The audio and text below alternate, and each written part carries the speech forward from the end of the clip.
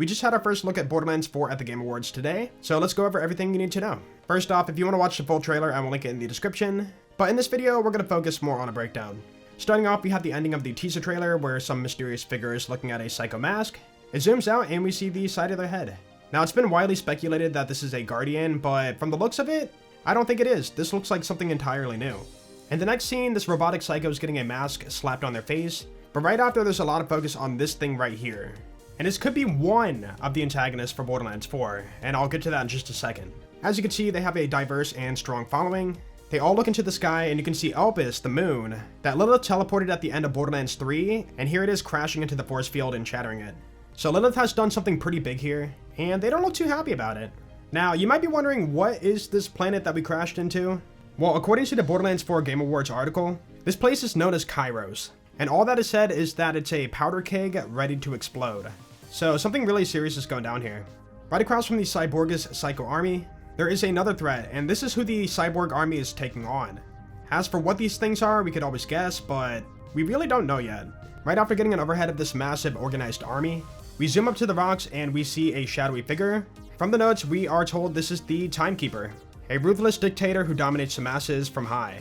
Timekeeper is a pretty serious name. Is he gonna actually control time? And it does beg the question, are we gonna experience time travel in this game? But all you need to know is this guy is the big bad, and it's who we're taking down. Now we see the robotic cultist bandits from before, running in to fight that army we just saw.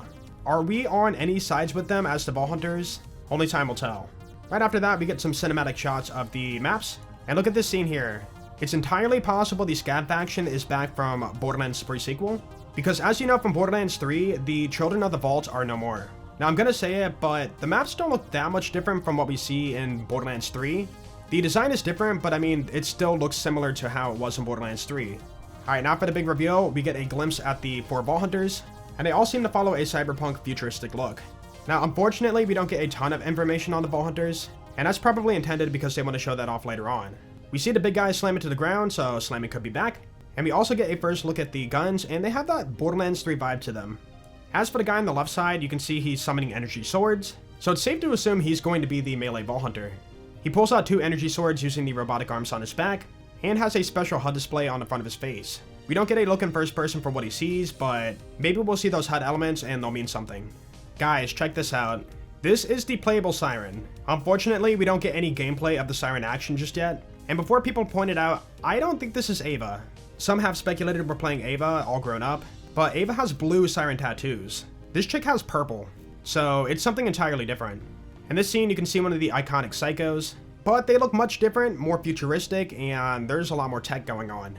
It seems the bandits have tech behind them now. And guys, look at this. It looks like a laser cannon, so it is entirely possible that laser weapons are returning to the franchise. I've always been a fan of those in the pre-sequel, so glad to see that.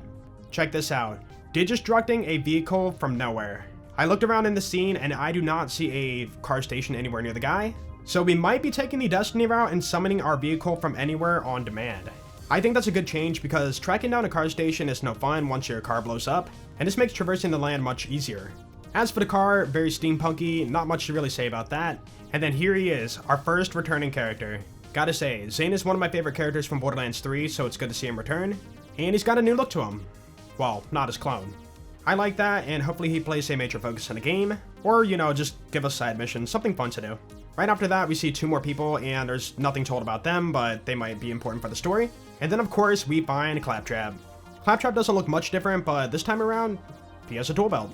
I might be looking too far into this, but maybe he revives the Claptrap lion? I mean, after all, he did build Veronica, a Claptrap unit, in BL3. It's not impossible. Okay, now for the loot, and everybody's big question. Are Annoyance gonna return?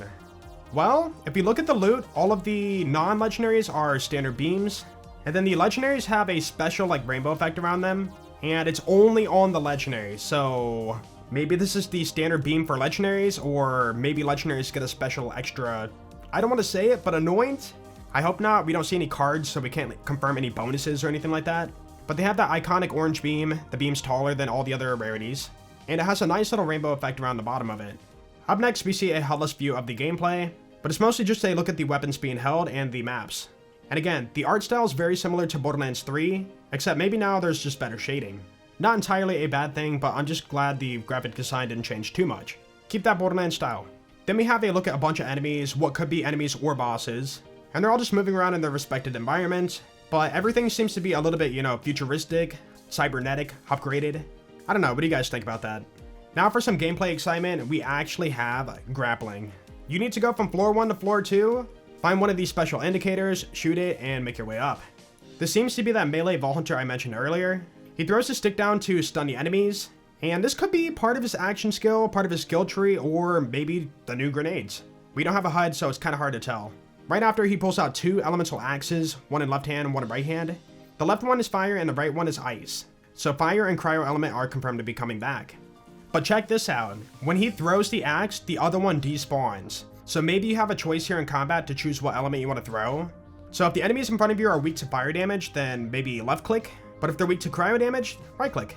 At the very end, we do see the Timekeeper standing in front of a vault, and surrounding him seems to be the aftermath of that battle happening at the very beginning of the trailer.